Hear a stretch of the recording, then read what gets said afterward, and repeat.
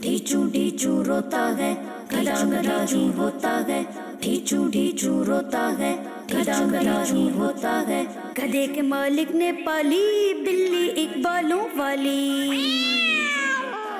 गधा गधा ही होता है।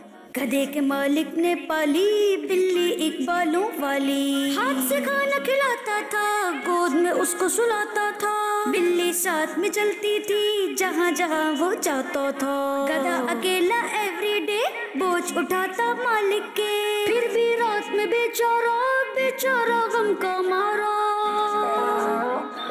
घर के बाहर खूंटे से बंद कर खाता था चारा। गधे ने एक दिन ये सोचा, आखिर मेरी क्या है खता। बिल्ली सबको भाती है, सोती है और खाती है। सारा काम मैं करता हूँ, वो तो बस इतराती है। गधे ने बदली अपनी चाल, बिल्ली जैसा किया कमाल। घर के अंदर बढ़ गया, मालिक पे वो चढ़ गया।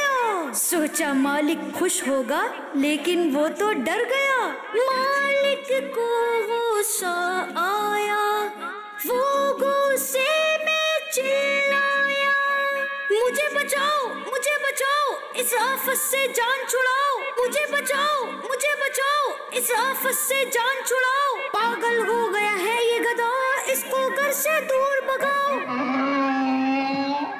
गधा वहाँ से भाग गया, रोते हुए ये कहने लगा, हसद जलन की मिली सजा, मैं पहले ही अच्छा था।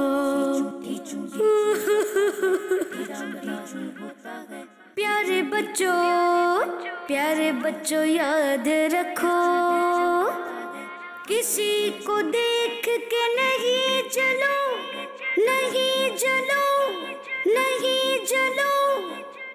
इस कहानी से सबक मिला के हसद करना यानी किसी से जेलस होना बहुत ही बुरी बात है, क्योंकि इसमें हम किसी को मिलने वाली नेमत पर गम और गुस्से में आ जाते हैं और दूसरों को मिलने वाली नेमत के छीन जाने या खत्म हो जाने की तमन्ना करते हैं। ये इतनी बुरी सोच है कि हमारे प्यारे नबी सल्लल्लाहु अलैहि वसल्लम फरमाते हैं, हसद करने वाले का मुझसे कोई ताल्लुक नहीं और ना ही मेरा उससे कोई ताल्लुक है।